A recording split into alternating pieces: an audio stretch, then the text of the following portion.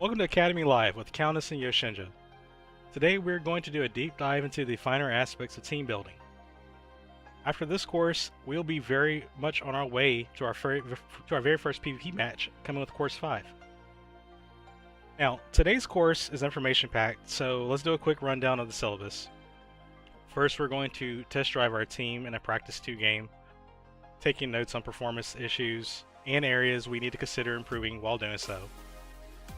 Then after that's being said, we will start tackling those issues observed by changing various aspects of our team and ultimately going back to Practice 2 afterwards and hoping to see some of those areas improved.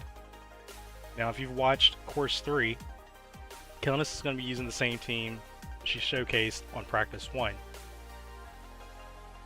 Now, again, this is going to be pretty information-packed, so we're going to get straight into it. Let me go ahead and swap streams over to Countess. Give me 1 second. Alright, and turn on her audio. Alright, good stuff. And Countess, you mind heading over to Practice 2? We're going to grab our pen and paper, and we're just going to have a quick game here. Hopefully we win, of course, but if we lose, that's okay too. Because at the end of the day, this whole showcase and course is about trying to figure out where we can improve our team. So while Countess is deploying her units, I do want to highlight that it is important to set your units based on their roles in most cases. So basically you don't want your frail units in the front row, because if the opponent goes first and they're able to reach you, that could be trouble right away, right? So you usually want to put your frail units on the back and your tanky units in the front. Also, the one good thing about that is that tanky units, especially when they're being targeted by range attacks, tend to be able to take the attack straight ahead instead of the back row getting hit. So that's one good thing about having the tanky units in the front. They're able to absorb more damage. And from the looks of it, Agrius and the female knight are definitely set up to be in that same manner of being bruiser units, where they can absorb damage and then keep on fighting right after.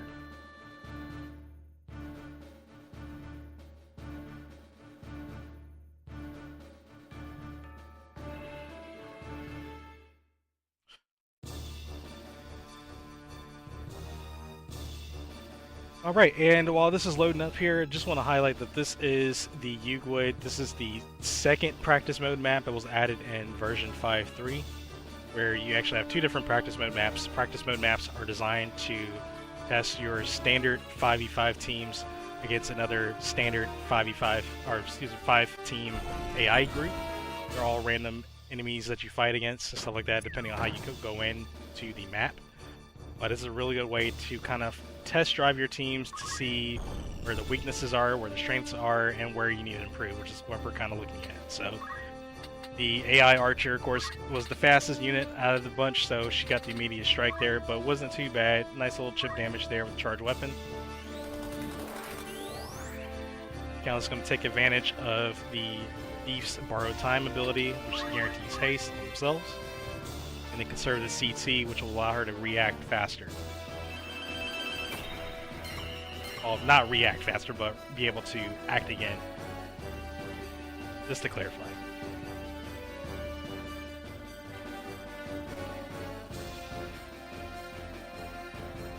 While we're waiting for this battle to cook up here, a couple things I want to kind of keep an eye on is Countess' team survivability, her defensive capabilities, and as well as her offensive capabilities as well. So you kind of want to have a nice blend of all three.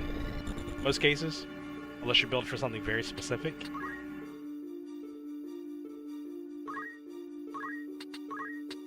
Countess is going to go ahead and push that chemist right on up there.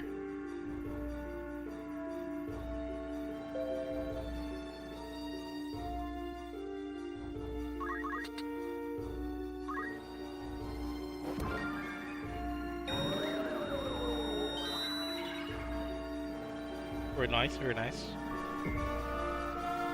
What weapon do you have on that chemist, Countess? Let me get a chance. Ah, yeah, that'll explain it. I think yours probably like, this seems a little low. The Sonic Boom's calculation being weapon power times speed kind of hurts a little bit, especially when you're using low weapon-powered weapons. But also, depending on how much your speed is too, it can be kind of trivial. But still, 240 is a good little bruiser damage there by your chemist. The only thing I'm concerned about now is how aggressive is the AI team going to be with her being in the front row, especially with chemist naturally being a support type unit. We'll see how it goes.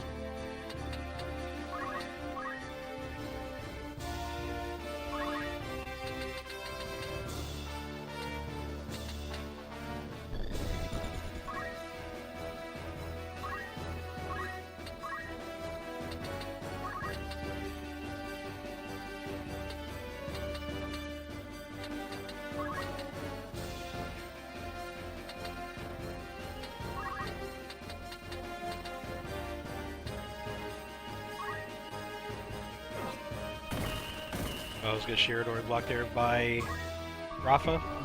Silence will connect, but I don't think it's going to hinder the archer's skill sets. Still, always good to get it proc when you can get it. And that was like 200. That was 200 damage even across with Agrius.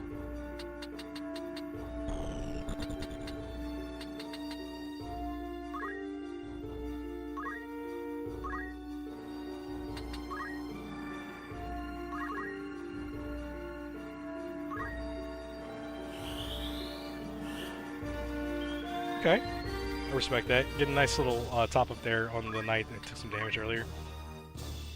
She's not really able to aggress against the Rafa team anyway, so might as well just get her back to full and use an action where it's beneficial instead of just waiting it out. And there's nothing wrong with waiting it out, of course, too. AI making some reflection shenanigans there. Okay. It's honestly one of the things I enjoy with like seeing the AI do. It's really smart about how it plays against plays with reflect in play. Either you having it or like their own team having it, which in this case their team has it.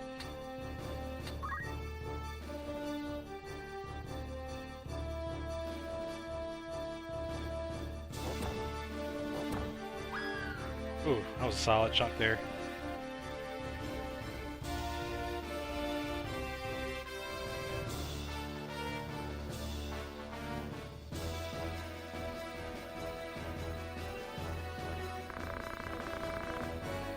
Alright, and the Confusion's gonna land here too.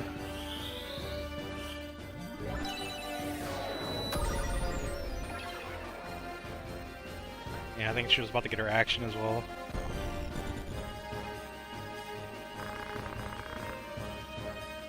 And apparently the AI likes using Ethereal Embrace over using Sky Venture skills. I guess it's a good thing though, in our case, we're not getting hit by those really hard-hitting Sky Ventures.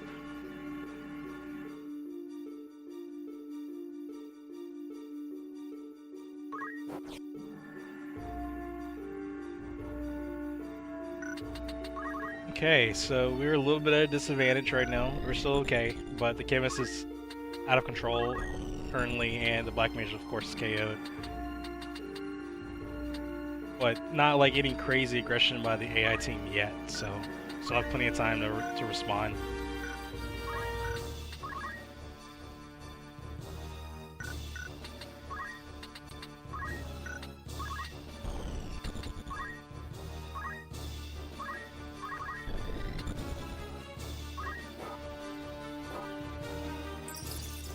We got one Thief Snipe proc there. Okay, that's a good grab.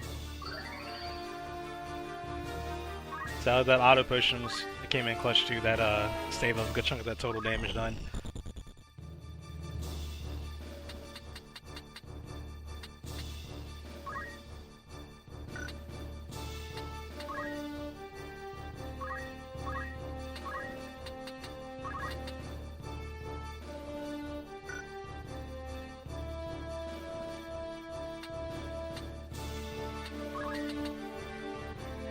Oh yeah, you're too high avert. Yeah.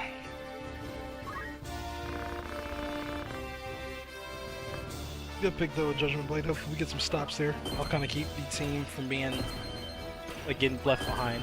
The kill there. No stop on the Black Mage, but still, the sense of KO is always good.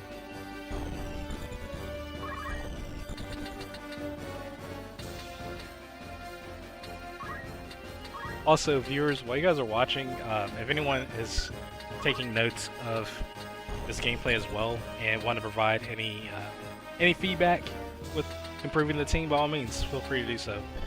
We'll take that into account when we go into trying to improve some aspects of it after this game ends.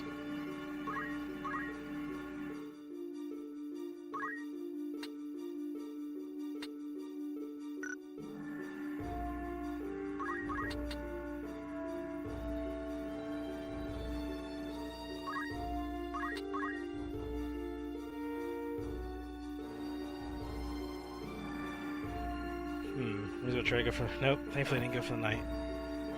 Oh. I would not.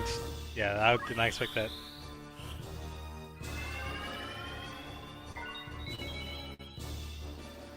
What I was anticipating was that Black Mage had the CT to like cast like fire on you. That monk is definitely a threat. He's outputting the most damage on the Rafa team currently, so may have to shift targets here and make sure you get him down quick. This is at least to get him out of the way.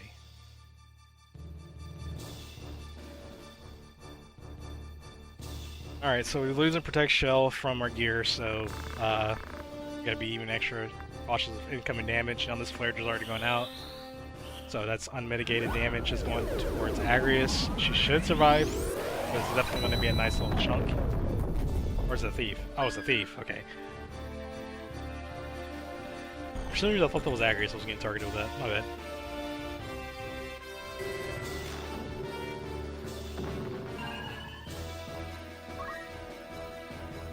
Okay, got the adrenaline rush. Good deal. Alright, we do need this confused chemist to do some good here. Maybe a revive. Nope. It's gonna, I guess, charge take aim.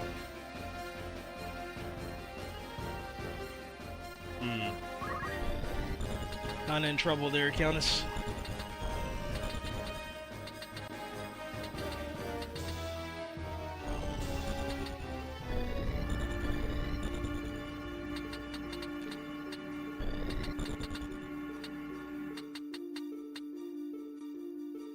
Now, Agrius does have items.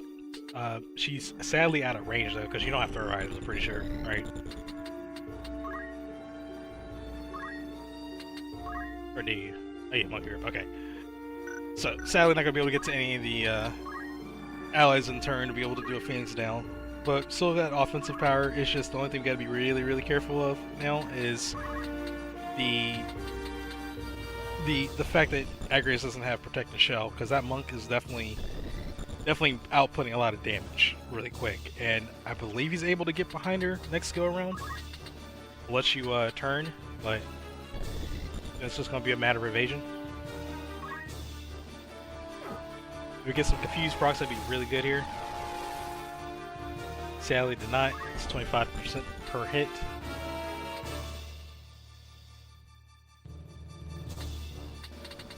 I think you had it right. They ain't facing the Black Mage because he can't strike from that far down.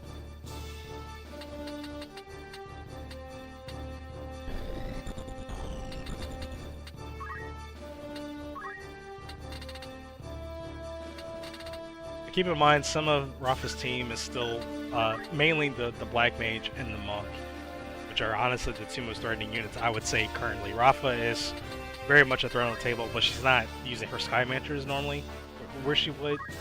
So I'm gonna kind of like keep her like a little less threat, but the Monk and the Black Mage are definitely the most threat right now on the enemy team. So trying to get these units down and focus would be ideal, but they do have the Protect the Shell up still. Good swing there with the ring power. Shoot through the floor herd.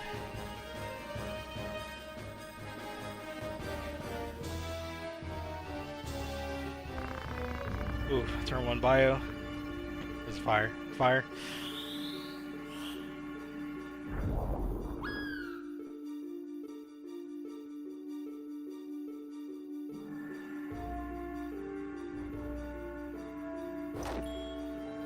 Bro, man. That's so unfortunate, I'm sorry.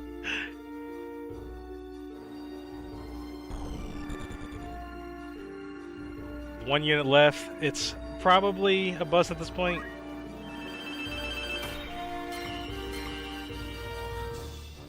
The only way there can be some comeback is if the CT lines up with the Rays, White Magics, but it's got to line up really well at this point, because I think most of the enemy team is close to acting. Okay, they're all just... Well, they're all going to be acting anyways, but they're like proximity to where you are, or where your dead units are. Most of your allies are all kind of near each other, so even if you do revive, they've got to be at like 100 CT and beat out the next tick. Otherwise, the AI is probably just going to focus them back down again.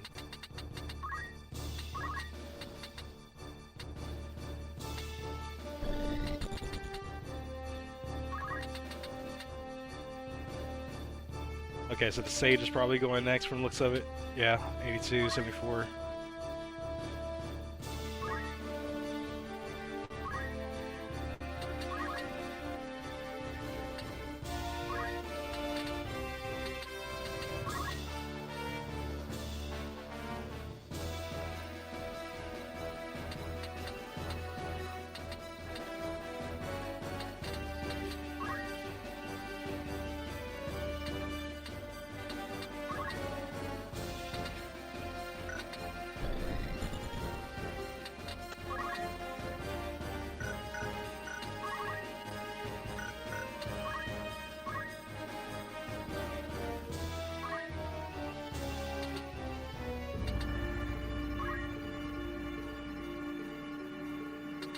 Yeah, sadly, the way with how it's set up, it's going to be really hard to really come back at this point, and that's okay. Yeah, that's kind of what we're doing, is trying to find ways that maybe we can improve. I think an offensive check is probably going to be one of the things we're going to be looking at. What? Okay, so they're not even going to cast spells; they're just going to bop you. That's funny.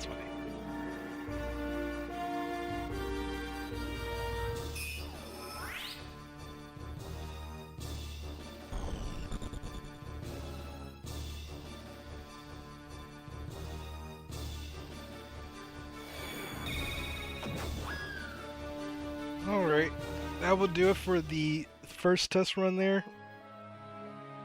And again, like I mentioned in the beginning, if we get a game over, if we lose the battle, that's okay. I can't win them all, right? But more importantly, we're going to try to go back and look at ways that we could try to improve the team so that when we go to do the second run through, we can see some better results. Now, better results doesn't equal we'll win the next one. And ideally, in a perfect scenario, the team we encounter is the Rafa team again, so that we can get the closest closest sample of what we've seen, and then try to improve on what we change. That may not happen because the teams are random once again. But anyways, alright, so before we do a little deeper dive into ways so we can improve, I want to see if anyone has said anything in the chats before we move forward. Okay, looks clear to me. Alright, cool.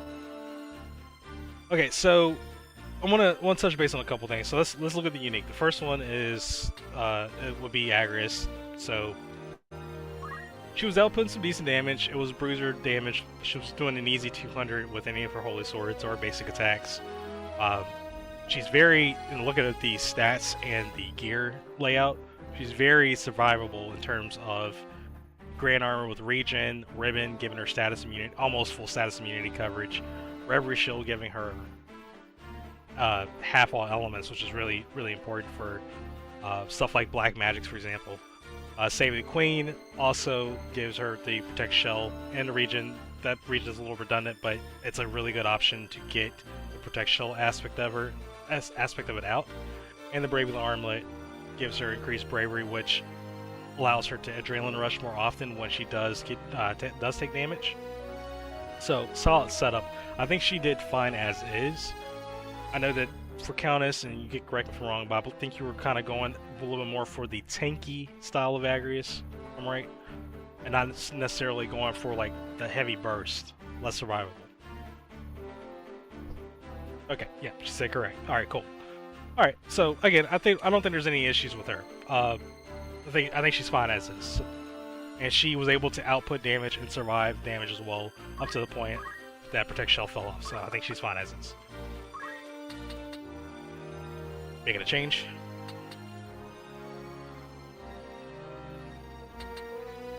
I could see a change reasonably, and that's from gathering the context is because Save the Queen does give Protect Shell in region, so having the Grand Armor isn't necessarily, in an optimal sense, isn't the best option when you're already in the region aspect from it. You can go for armor that gives more stats somewhere. So Genji armor would be a really good choice. There's a little more bulk, a little more MP as well, or a lot more MP as well, which would increase her ability to cast Holy Swords. Holy Swords are 20 MP per cast, so she's got plenty of MP to work with at 245.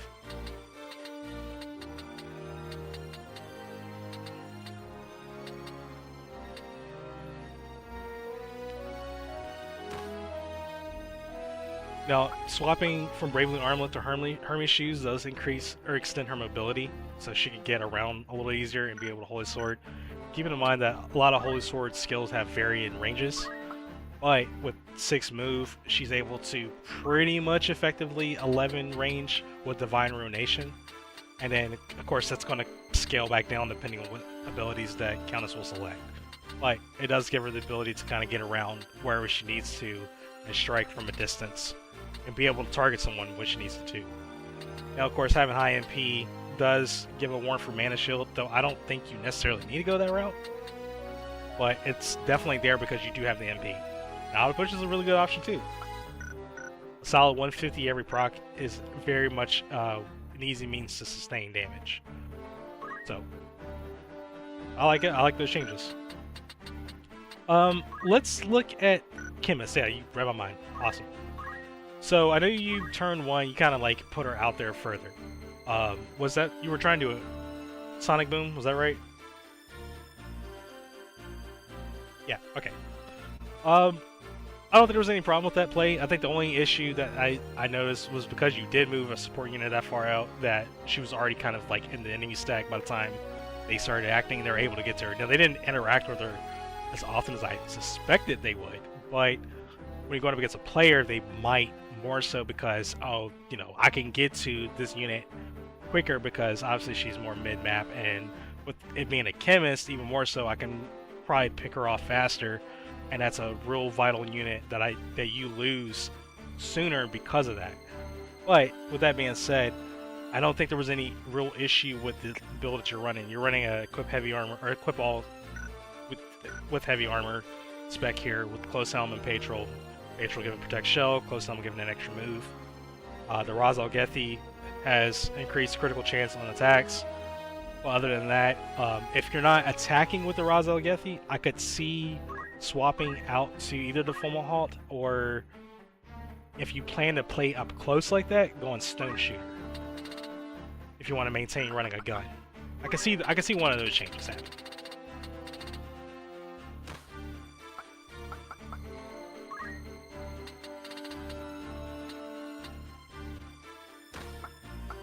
Okay.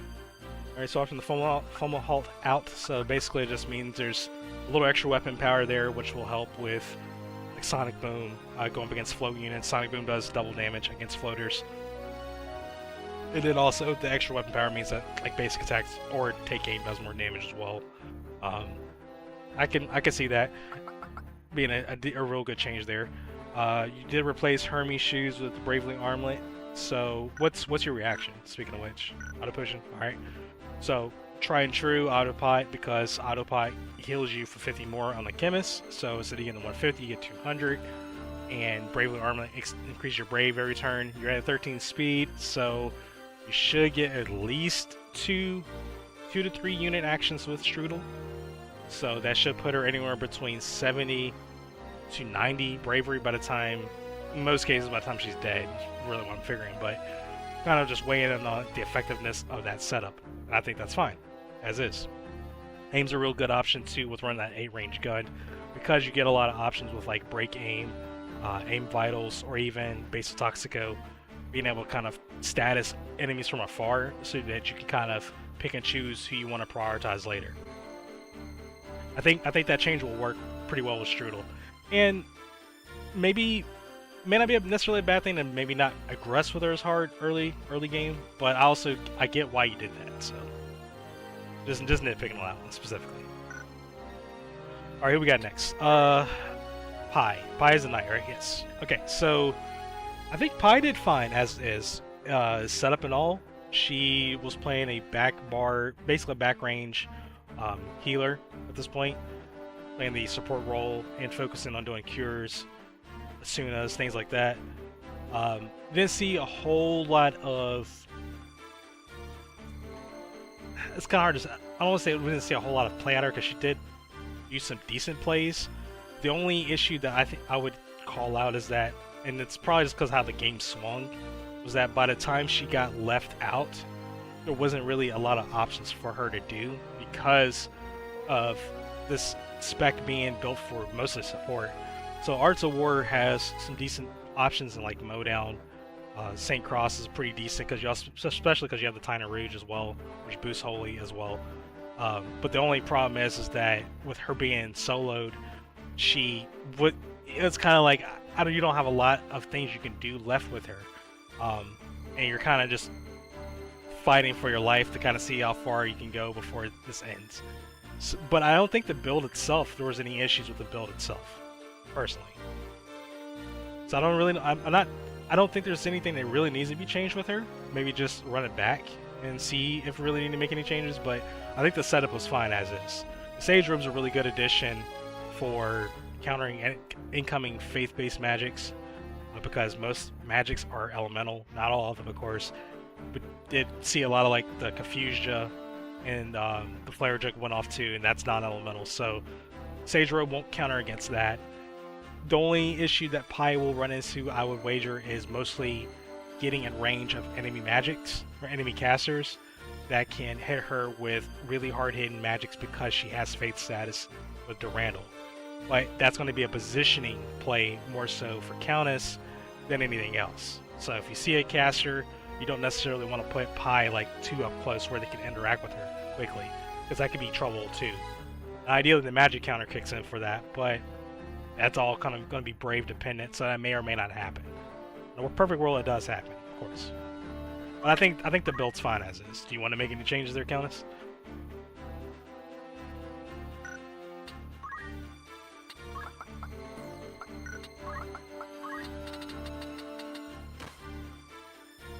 Okay. We're going to swap out magic counter for ward. Okay. Are you going to remove Tyner? Yes, you are. Okay. And just to highlight for the viewers, Tyna Rouge gives Protect Shell like it does in the original game. So Ward, the reaction Ward also gives Protect Shell for slotting it. Initial Protect Shell, just like you would with equipping like Rainmail or Loreley Robe. So it's actually a really good way to get Protect Shell in your units if you prefer to have that initial Protect Shell without having to slot gear for it. Of course, the downside is like now you use up your reaction slot, right? But you can build differently with gear, a little different than you could running run a gear source Protect Shell through Ringmail, Patrol, Loreley Robe, or like Crystal Shield, something like that. It's a really good option for that stuff, and that's what Countess is going to do.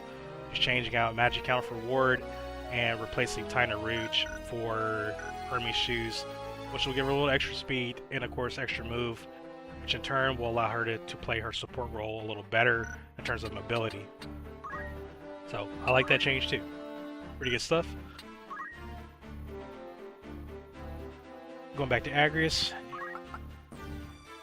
Okay, getting rid of the monkey grip.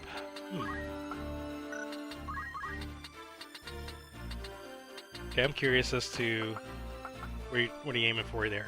Oh, never mind. I think I see what you're going for. It's kind of like a tried and true Countess thing. It's a really solid setup. So she's dropping the Save the Queen, which is a holy knight sword, for the Vid Nova, which is also a holy one-handed sword. Because it's one-handed, of course, that means you can run a shield naturally. The Tyna Rouge boosts holy and also gives really good natural stats.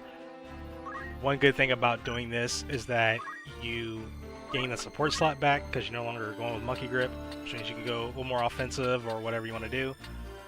The only downside by making this change is that your Holy Sword damage will tank a little bit because of that, because Holy Sword scales with your weapon power, and Light Swords are at 22 weapon power by base, and One-Handed Swords are at 18, so that's a 4 weapon power difference, and it does play a pretty big deal in the way Holy Sword abilities calculate. We can make that up with attack boost, which is what Countess went ahead and slotted. That will make up for that and some change, so that would be a good trade-off there. The only thing we're really gonna have to be cautious of, and we have to be cautious of even with the Monkey Grip setup, is like getting your equipment stolen or broken without having a safeguard. But we didn't have it to begin with, so we're not too worried about it for the Agrias build. All right, Miss Pastry. That is a very overall solid gear and ability setup. I would say the dual wield Thief's Knives is always a fun combo. Each strike has a chance to randomly steal something from your opponent. And the Circlet gives Protect, Shield, and Regen, and a buttload of HP and MP. Minerva Bustier gives a real good elemental coverage of half and negate elements across the board. And the Thief's Gloves basically allows your steals to be able to get around Safeguard, have increased chance to steal, and also it synergizes with the Thief's Knife because the Thief's Knife also can't get around Safeguard without the Thief's Glove, so it's a synergy. It's kind of like a combo set. So overall, really solid setup there. I like the Vanish too. Vanish gives invisibility, so anytime you take damage, you have a chance to go invisible. And with invisibility, that means that you're harder to hit, but also that guarantees your next action to hit as well, if it's something that's normally an available attack or an ability. So I dig it all. I dig that whole setup entirely. I don't think anything really needs to change there. Alright, Miss Tart. So she was one I did take a note on. From her, the way her stats are set up, you may want to go ahead and swap to Mana Shield. Mostly because her max HP is definitely on the low side. So you can address that a couple ways. Obviously, one thing you could do is... That was your notes? Okay. One thing you could do is, obviously you could change one of the body pieces out, but if you want to leave the body pieces as is, they're both solid body pieces with the red hood, white robe combo, then her HP bulk is going to be on the lower end. So Mana Shield will help use that and have a 60% chance, based on bravery, to convert that damage over to MP. So she has 296 MP, 397 HP, so that give her an effective like 693, do some real quick math there, total bulk, if I'm mathing out correctly, versus having 397. And of course, keep in mind, that's Brave dependent. It may not trigger. She may end up getting one shot if something hits above 397 or hits 397 or higher, but at least gives her the chance to be able to recover. Now, one good thing about being a Black Mage is that they have innate mana font, so anytime she moves by one tile, even, she gets, I believe it is 17% of her max MP back in MP. So that enables her to be able to retain the ability to cast most spells, even if her Mana Shield takes a hit.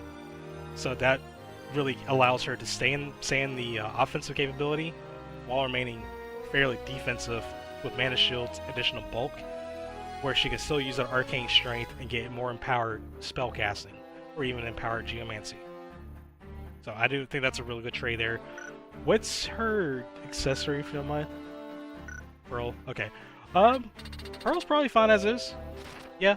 The silence part's the main thing I was looking at there. Also the speed too, just to make sure she's like a 12 speed caster. No, she's 13 speed caster. Never mind. With Red Hood. So I think you're probably aiming more for the level ones, if I'm not mistaken. Yeah. Okay. Cool. So yeah, that makes sense. The Veil we use there to boost all elements. The Pearl Rouge does boost ice and water, but it also gives the silence immunity, which is really important because what fun is to cast if you can't cast because of silence. Also, the additional speed allows her to be able to interact faster, and also with the 5 move, because she doesn't need Mana Funk because she has it, enables her to be able to get in range of targets faster, or better. So yeah, I think that's fine. I think the Mana Shield change was honestly probably the only thing she really needed. And Quiche did okay. You didn't deploy Quiche. That was a back bar unit. But just to look at it real quick, Ancient Sword for the Protect Shell, Kaiser Shield for the boost elements, Red for a plethora of immunities. Escort Guard is the highest HP you can get out of clothing, and a couple of half elements as well there. And the Brigand Skull has a +2 speed. In addition, with the HP boost, put her at a 654 respectively. That's pretty dang high, especially the fact that she has a barrette. So that's a pretty tanky blue mage. I mean, stat-wise and stuff, she looks pretty good to me. So maybe you want to deploy her in the next game and see how she acts, or you can take the changes that we made and see how that goes. But either way, I think we're good. Do you want to make any other changes, Counts?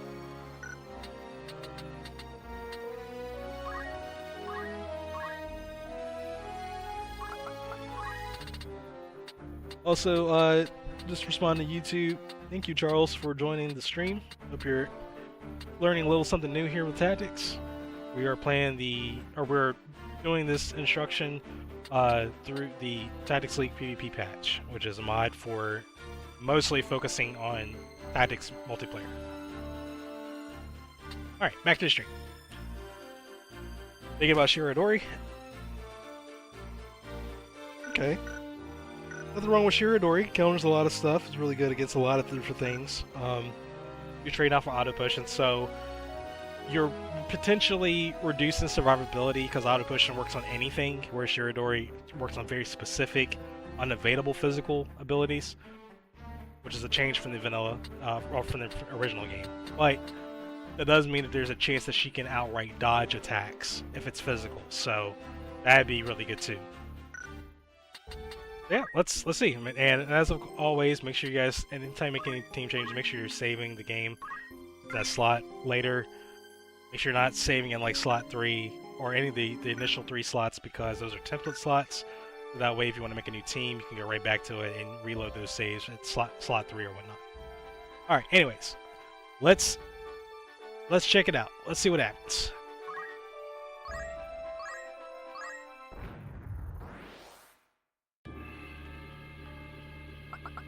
Hey, A4722, what are we learning?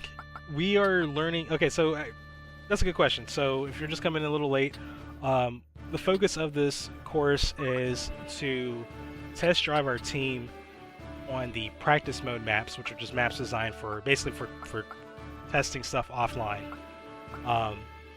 Then we're looking at some of the issues that we encountered during that test, taking notes on where we should probably improve, making those changes, which we just got done doing, and then running it right back again for a second battle. And ideally, we will see some of those changes manifest here during the second game. That's kind of the plan, anyways. We may or may not. There's a lot of variables. You know, the AI might be a totally different team. We may end up going up against a totally different type of encounter, which can cause us to be weaker in certain aspects than we had with going up against the Rafa team from earlier. But we'll see. It's all random, so we don't know who we're going up against. Feel free to start 2 counts, by the way.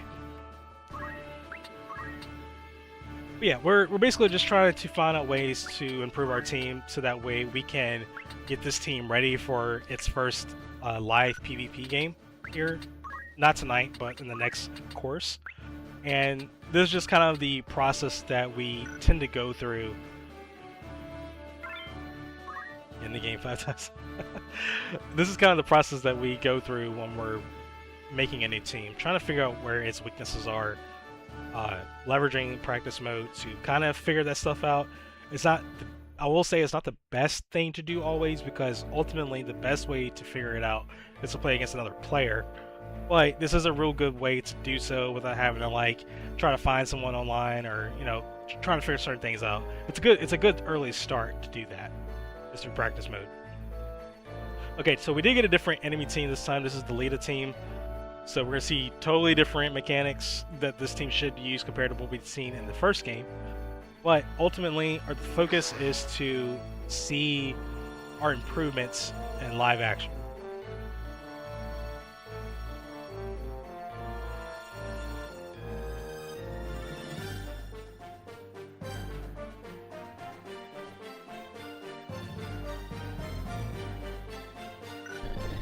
Alright, so we got Keisha, and Keisha's, she was swapped in here from the previous game.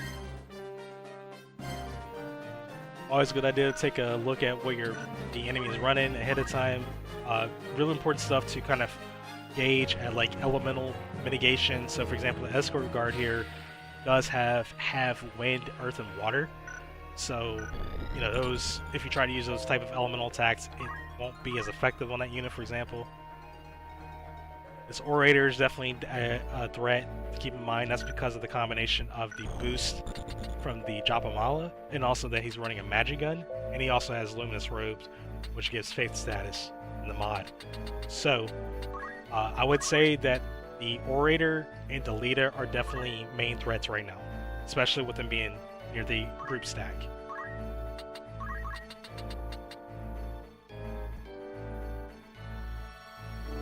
Okay, so only you can get a stop chance on the Orator, but I think it's still worth it. Will definitely be some chip damage total though.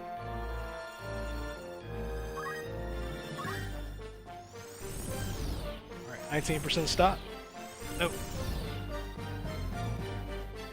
Alright, but we didn't get any reactions fired that way too, so that's good.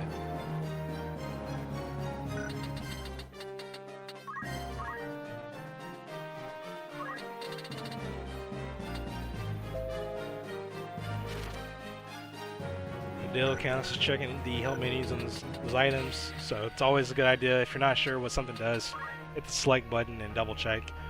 It's usually worth it in the end because you don't want to make a play that could cause a unit to go down just because they had something that you weren't aware of. For example, one common thing I've seen happen a lot, even for myself, is you try to go to status somebody and you're either you didn't realize it or you just weren't privy to know that they haven't you're equipped with something that has immunity against that status. So you already put your unit in a bad position, but you're going into that position for risk, right? Because I got to get this close to status you, but then I go to status you and you're immune, and it kind of really throws off the play there, and it really puts that unit in a dangerous spot. So it is worth taking the extra time to check out your target's gear and abilities. Make sure that if you're trying to make a certain play, make sure that they're not immune to it or resistant to it before you do so.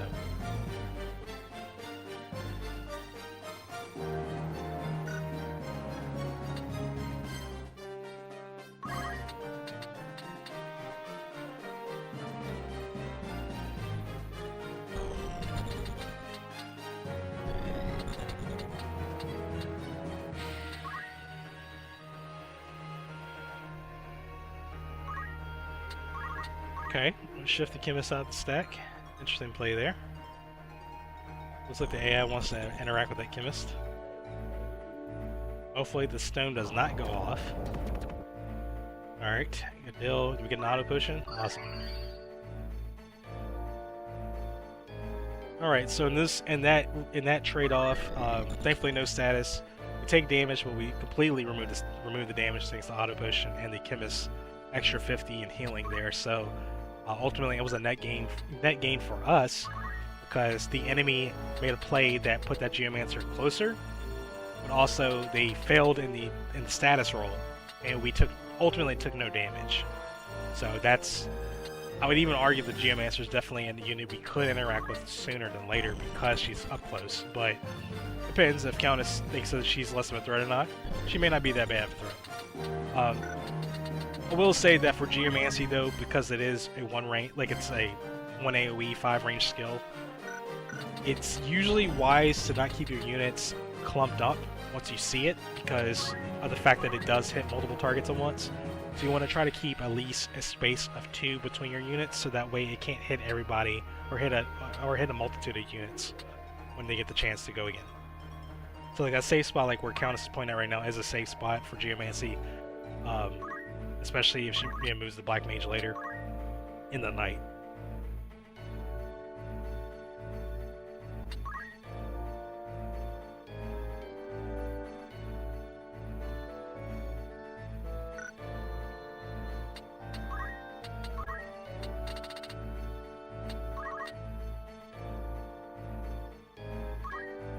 Okay, I dig it. There's nothing ever wrong with refresh and protect the shell. Especially especially with a couple turns gone by, resetting that clock on the status effects is definitely important. Even more important in PvP because, like, the more units that are dead, the faster those clocks run, and the sooner those abilities or status effects will fade. So just kind of refreshing it occasionally when you're safe to do so is never a bad idea.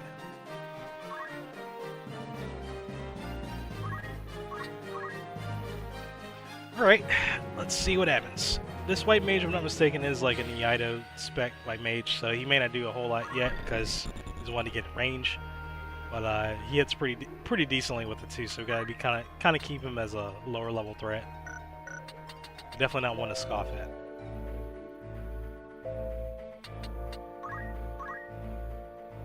Alright, so the leader has ribbons, so we can't use Wind Slash as disable. He can be disabled. I think the dancer, yeah, the dancer can be disabled. So we have a 2 out of 3 chance, 19% per target to get that Geomancy off.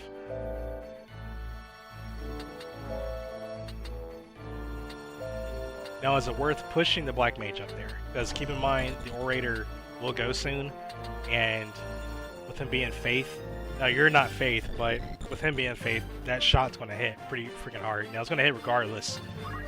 Thankfully, since you're not running Faith, it's not going to be as bad, but it's still going to hurt. I just want to keep that out, like keep that in mind too, because I did mention earlier that that unit is a threat for sure.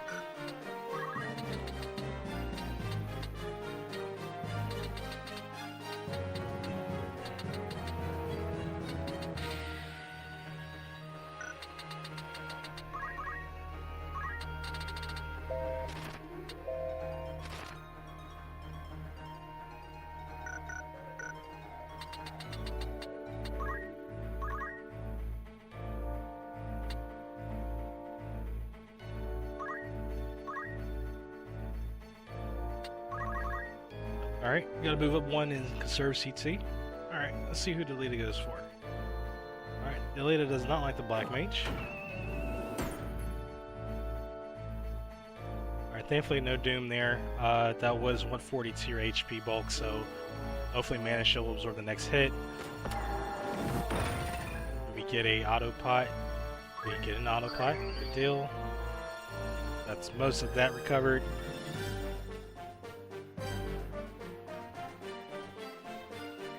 Just going to start mincing Minuet. I just want to highlight that specifically, dance abilities in the PvP patch are 5 range from caster, so that's why, like, in the vanilla game, in the original game, you could cast mincing Minuet from anywhere across the map, even, and it was hit. But that's a balance change here in the mod for multiplayer, because obviously that would be like a little cheesy if you could just sit in a corner and you know cast whatever you want, right? So it kind of enables those interactions. Like, you do have to kind of engage with your opponent, get a little closer in order to actually hit them with stuff. And that's kind of the same change with dance. And Bard Song has also changed as well. It's 4 range from caster instead of being anywhere across the map.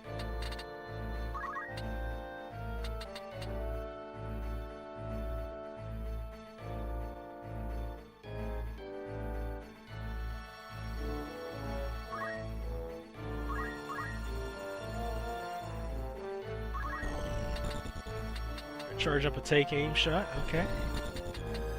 If you can land it, by all means, go for it.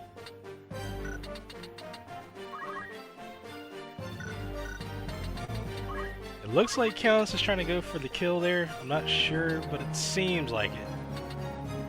She's trying to get enough damage output where she can get deleted down before get a chance to react with critical restore. He has 85 brave too, or 81 brave too, so like. Oh, 85, excuse me. So, pretty up there. But she may not be doing that. She's going to go for the Orator. Alright, did we get a KO? We don't get the KO. We've got a solid 324 there. That's pretty stout, Countess. Game 1, we were striking at 200, mitigated with the Save the Queen and Monkey Grip combo. And going the Vidnova attack boost route was actually a net gain in damage. And also, I can't discredit that you also put in the Tiny Rouge. That's also a really big factor there too.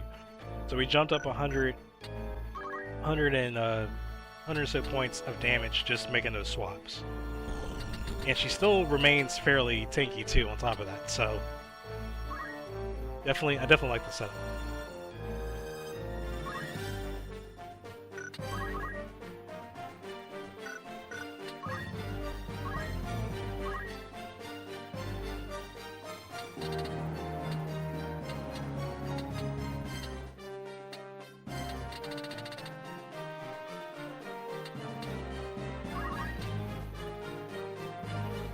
You're gonna risk it for the biscuit.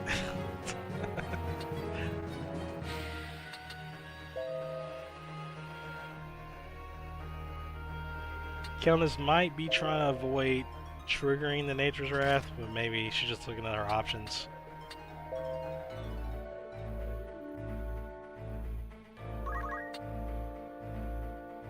Now, Geomancer is almost getting the next turn, or will have the next turn, so maybe Mind Blast is a good idea. If we get the Confuser Berserk off, that'd be good. Get the Berserk, okay. Not bad. The only thing we gotta watch out for is that she has a Musk Pole, which has a 50% chance to confuse on strikes, but otherwise, she is forced into that now. Alright, Agrius Shearadori will activate, so she blocks that. Thankfully, the Black Mage takes MP damage, and the Chemist's 70 Brave is really putting in work there with that Auto Potion. Oh, very nice dodge there.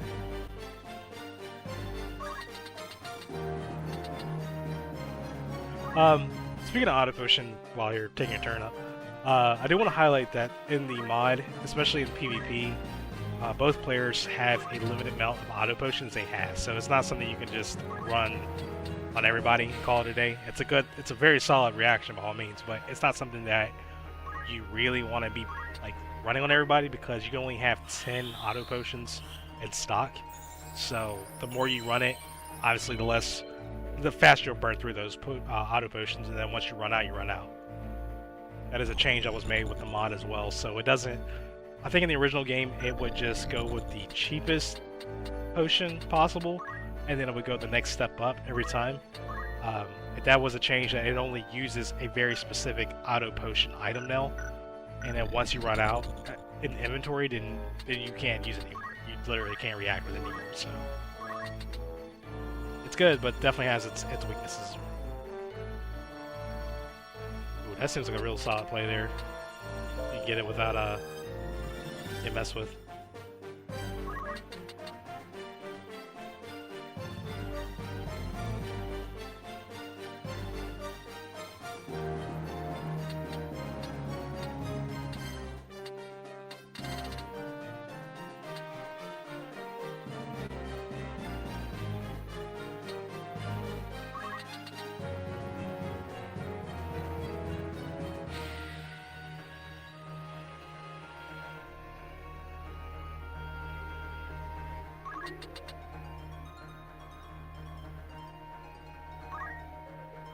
I think Delita gets in range of critical recover. You should. Yeah, I think so. He's at 228, right?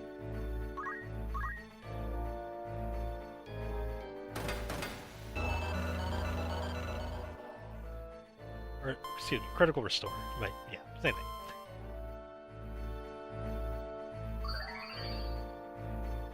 Like, just having an extra 10 Brave is really putting in work on that Chemist. She hasn't effectively not taken any damage. Alright, hopefully we don't get the crit restore, but we do. That's because Delita's Bravery is very high, it's 85. So he does get the full recover there. We're not seeing any stats go out there with Judgment Blade.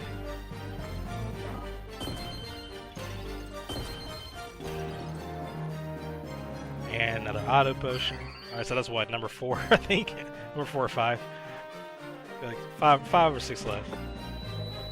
But the AI is definitely focusing that Chemist down hard now. She is 100% a target.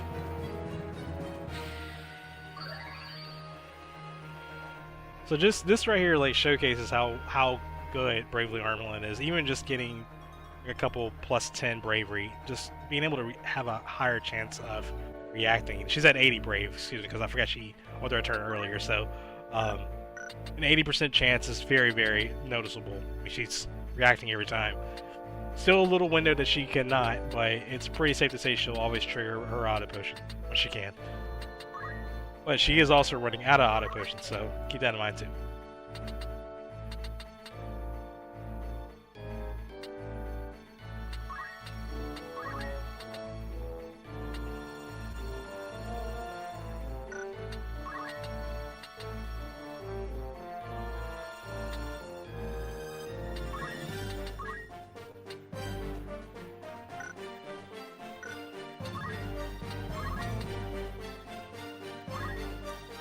Okay, smart play there. Keep the black mage alive. Nice little top up there with the X potion.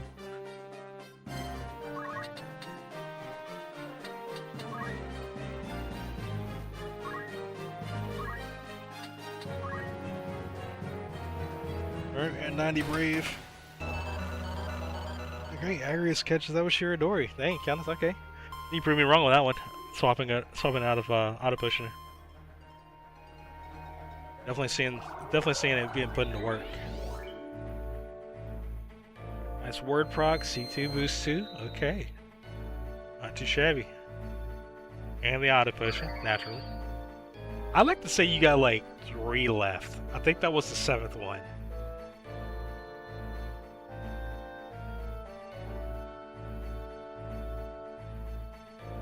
Alright, so who's the priority here, Countess?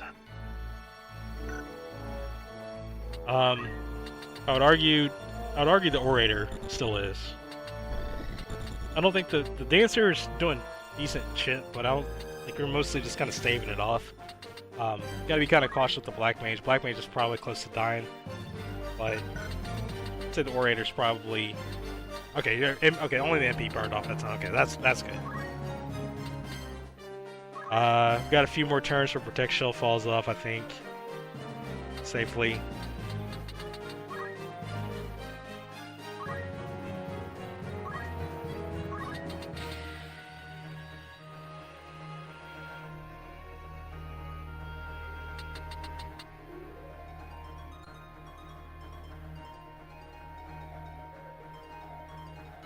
Now, with her being Berserk, she can't react with Nature's Wrath, so that's good.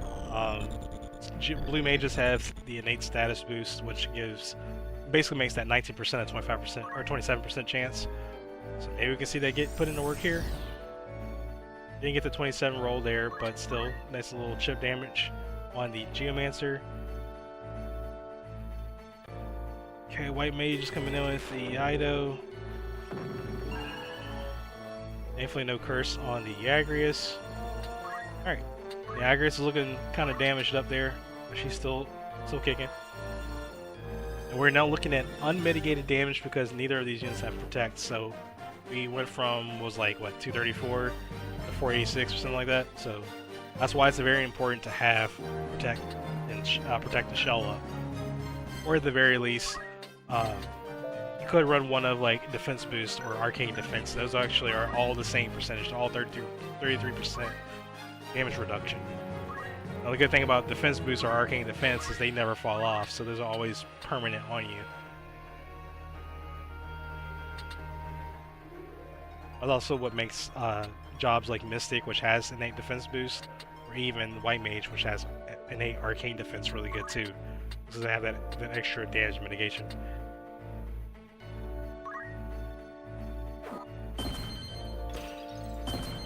Alright, we might get a crit restore here, hopefully not.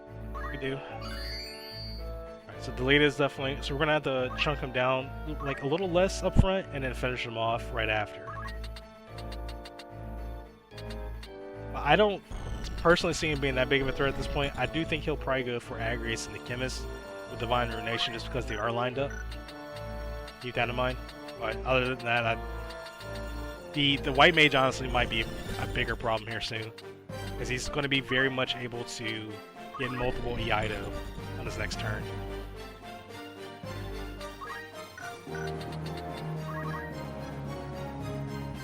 Alright, Homeboy only has 3 range.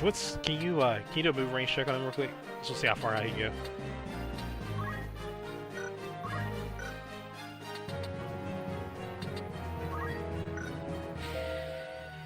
go. if you go over to him and then press circle. Yeah, there you go. Okay, okay. So he can get Agrius and Chemist. Yeah, that's still a potential problem. But do they act first? Yes. Okay, the Chemist acts first, so you're safe then because you're able to move her out of the way before he goes. That was like the main thing I was worried about was basically Delita and the White Mage on a 1-2 combo with AoE damage and getting one if not both of them down because of it. But it looks like you're safe.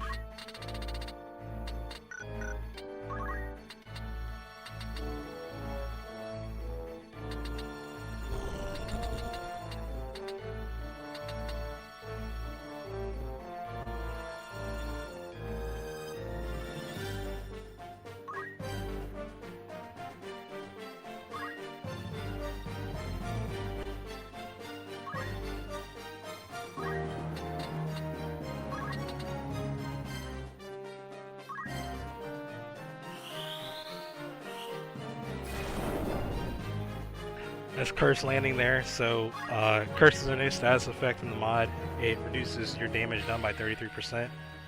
Nice parry there by your Blue Mage as well. I think that Geomancer is definitely a low threat at this point, especially with that Curse landing as well. Now, kind of keep in mind, Berserk, just to kind of do some real cheesy numbers, Berserk causes you to do 50% more damage with your normal attacks, but obviously you lose control of them. And then Curse is reducing that 50% down to 27% effectively. Or excuse me, 17% effectively. So it hits pretty noticeably worse for the Geomancer. She still has a little bit more damage increase, but it's still less damage she was capable of doing, and currently she's kind of just swinging at the Blue Mage. The Blue Mage has some pretty good evasive capabilities. She's been blocking most of her attacks. Agrius isn't critical, but she should be okay for a little bit. That's probably your last auto potion. If not, you got one more.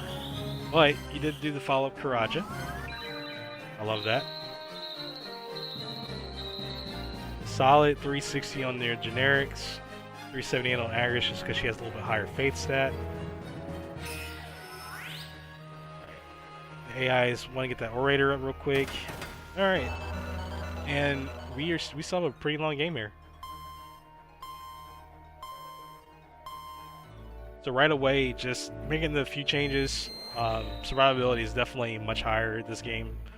And also defensiveness too, compared to the first game. So I'm already seeing the improvements from game 1 to game 2.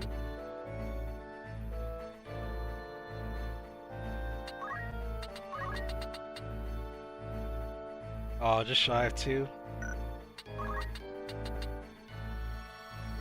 Yeah, with the Delita, we're gonna have to get like maybe about 300 damage on him, maybe 200 or so, and then have Agrius finish him off with the 486 that she was doing earlier. Yeah, something like that will work as long as it lands. Now Agrius is gonna get hit too, so you gotta be careful of that.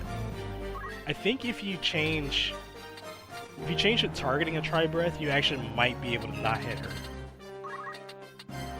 So try the down slope. Yeah, try that one. Aw, dang it. Okay.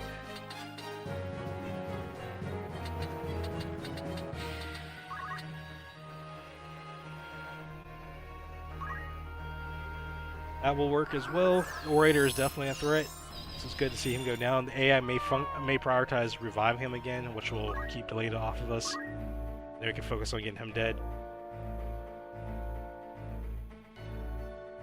Looks like the AI wants to get some curses out as well. Oh, that's rough. Alright, that should have been your last auto potion. You may have one left tops, but I think that was your last one. Alright, so Agrius has a damage cut of 33%. But we do have a Chemist, and we have the means to cleanse that as well, if necessary. So I think Elixir's probably your safer bet, just to keep her from dying. She will heal for less too, keep that in mind. Curse also affects your healing received, so Elixir isn't healing at 100%, it's healing at 60, 52, 57. It's like, math today, all subtraction. But still, it's more than enough to get her, keep her alive and healthy.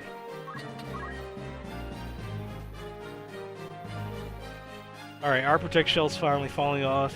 I think the White Mage still has his. Might have fallen off already, because I think he had the Sortilege.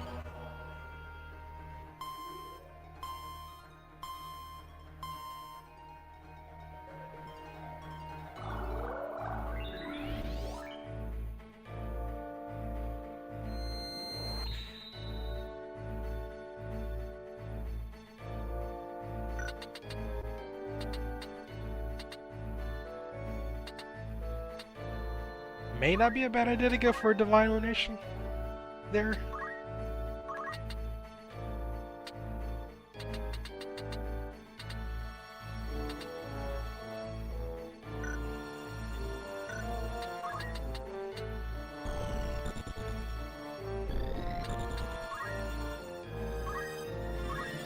Just to gamble it. If you can get confused on the Dancer, then that'll shut off Miss him anyway too.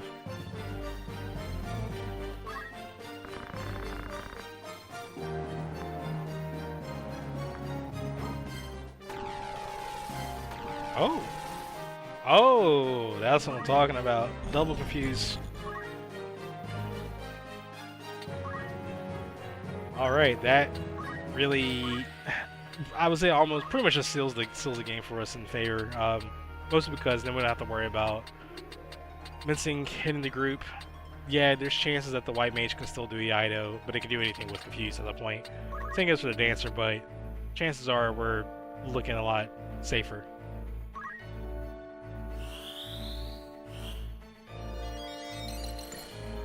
Right, keeping that Protect Shell up, or refreshing it rather. Good deal.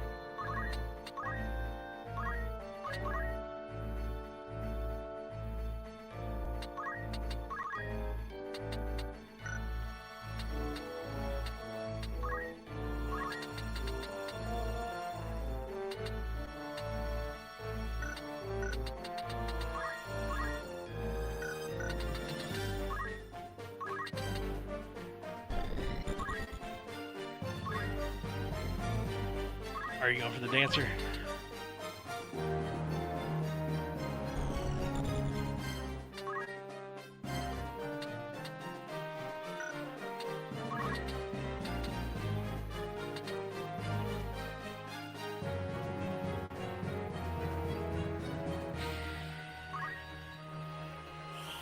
Alright, good deal. Alright, so another unit down for the count.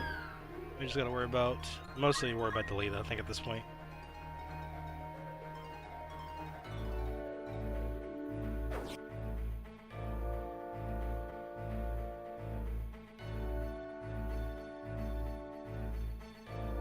Ooh. Okay, that's definitely taking aim. Alright, well, that's an obvious threat and a half.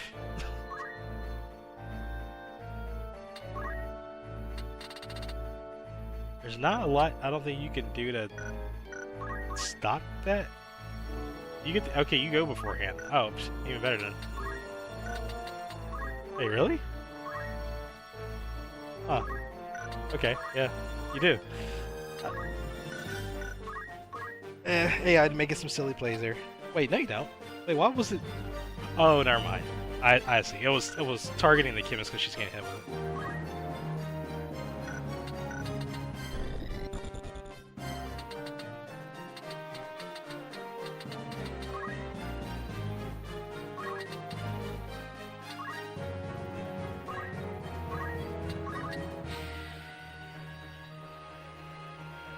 Yeah, homie's about to get an action too, so I don't know if it's wise to really get damage on him. Maybe go for goo or something, like status him further.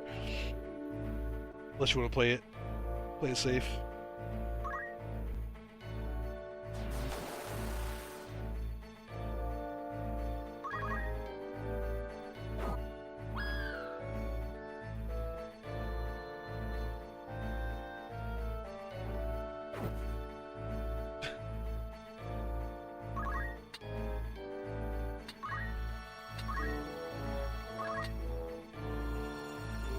Oh, right on the dot. Just about. Okay, even better.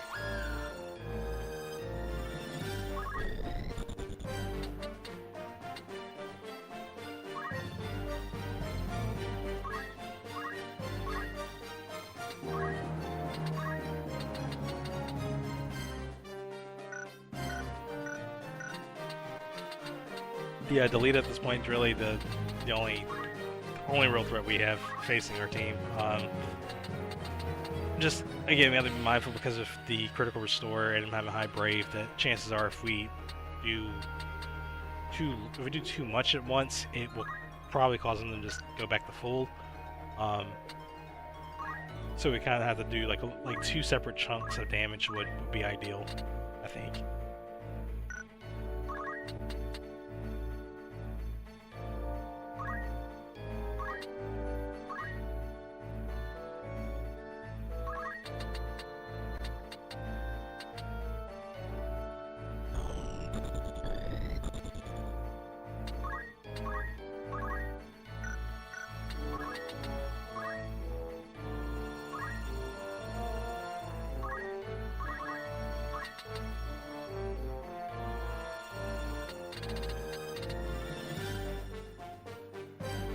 Would bio be sufficient?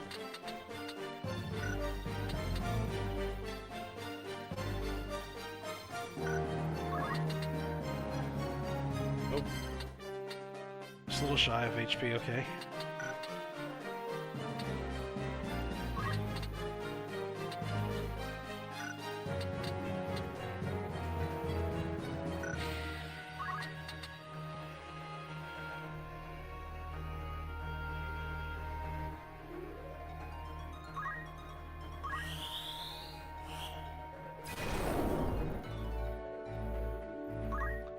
Cursing it up.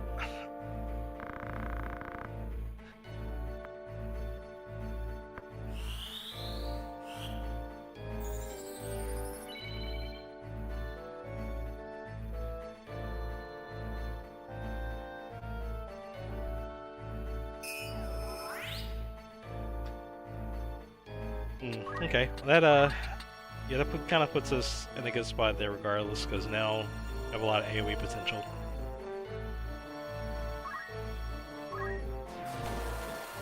I don't think Agrius can kill Delita though because of Curse at the point, like in a burst form of damage. I could be wrong there though, but dirty math says otherwise.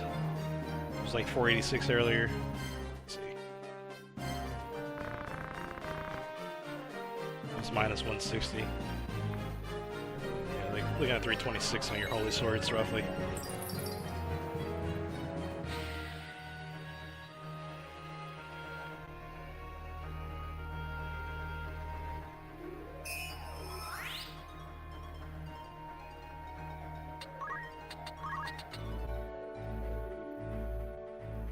That will do it though, yeah.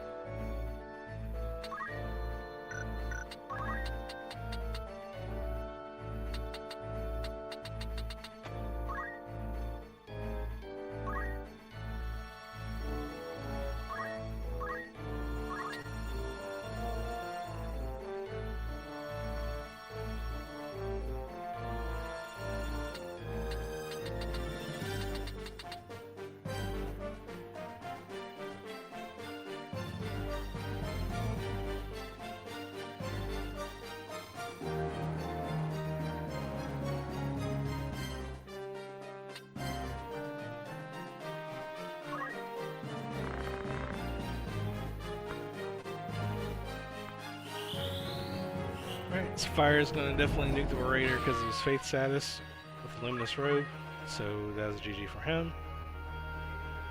Delita does have enough bulk to sustain Cursed Holy Sword. But I think you have enough damage to kill the White Mage. All because he doesn't have a defense boost. But it's cutting it close because he still has Protect. Oh wow, yeah. that will do it.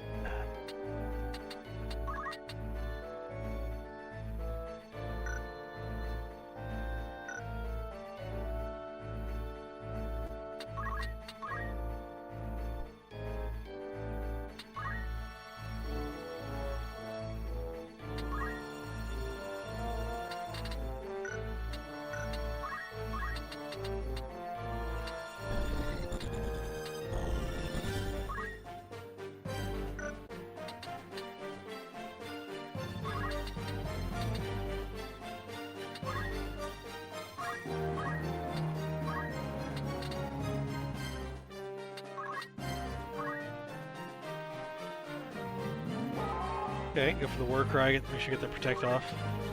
Smart play there. Just bopping people.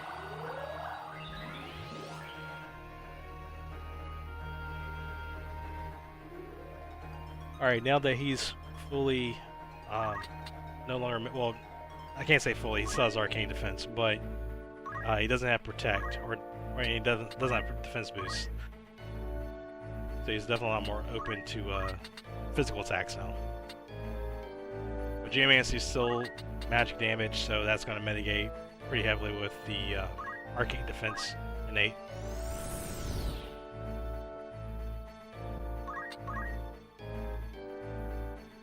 Alright, and then our protect shell's starting to fall off. And A is going to try to get the revive, which it lands again. So you're going to have to, definitely have to cleave them both at the same time.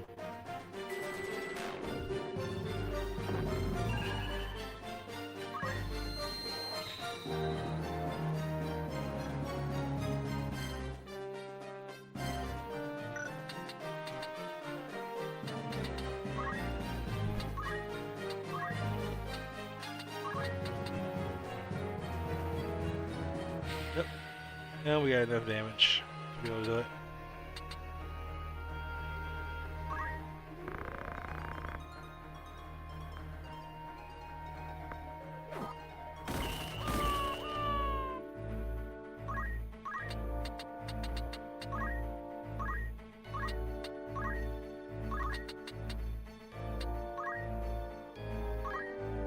And I believe your basic attacks are probably harder hitting.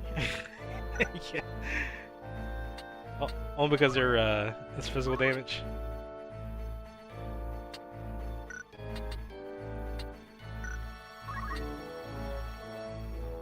That'll work.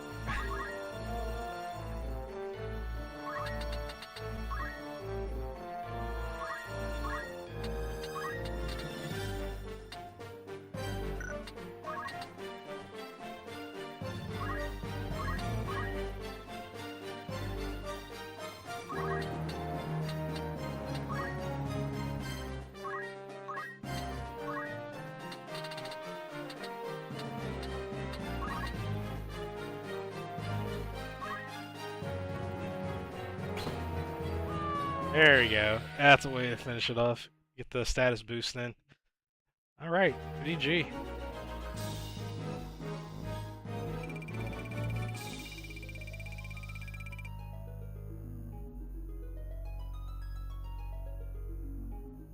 Okay.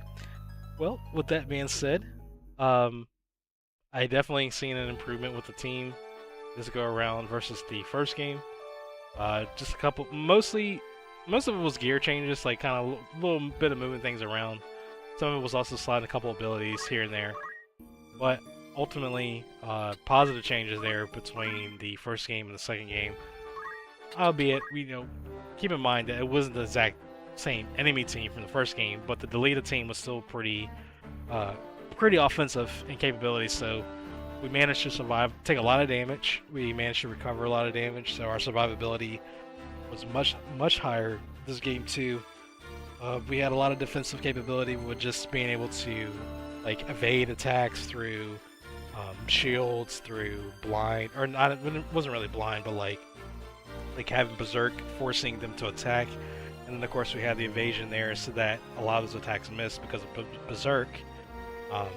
Having the sustainability through the Bravely Armlet plus auto potion on the chemist, who actually like went through all of her potions. So she autopod like 10 times in a row, basically, and managed to stave a lot of damage off. I mean, 200 per activation is pretty huge. So it came out to be that chemist almost didn't take any damage for a good chunk of the fight, and the AI had to kind of gang up on her to really get her HP down. So really good survivability change there on Strudel. The blue mage was a swap in for game 2, but she played pretty well, honestly. I think she did a real good job there. She managed to get that status boost heave there at the end to wrap the game up, which is always a good play to end the game on a proc like that when you can. But otherwise, she did really well with the Mind Blast, landing on the Geomancer, and that kind of just put that unit out of play for the most part. Let me see. What else we got? The Knight, the White Mage Knight. I think she did her role a lot better game 2, but I'd like to say she played her role better because it was a much more prolonged game as well, because she had more opportunities to do her job, more so this go around than the first game where she did a little bit of healing, but then she was left alone, which kind of diminished her value. So she did well as well. And lastly, the Black Mage, with the Mana Shield change, definitely had increased survivability. There's definitely nothing wrong with resilience by any means, but the only thing I was worried about was because her bulk HP is so low starting out with 397 that the 8% resilience damage reduction isn't enough to save her from most things. And switching Mana Shield, and with that low of HP bulk, allows us to use that MP bulk as well to help increase our survivability. In conjunction with the Mana Shield that Black Mages have, making it so that she can move around the map pretty decently while still restoring MP, which allows her to continue her black magics where needed. So just making that one little change there definitely was a big improvement there. And lastly, for Agrius, noticeable offensive power check, offensive increase there with making the changes with getting the Tyrant Rouge there, getting the Vid Nova, which then enabled us to run attack boost. Even though she has, keep in mind, even though she has less weapon power with the Vid Nova compared to the Save the Queen, because she is running the boost Holy with the Tyrant Rouge, and she doesn't have to run Monkey Grip with the two-handed sword, and then exchanging it for attack boost, she's actually gaining damage back that way. So that's another way of leveraging the damage modifiers. Using boost element and then using attack boost can result in a higher trade-off while still having that Reverie Shield. So really good change there. Also the Genji armor, just to notice that didn't change a lot for her per se.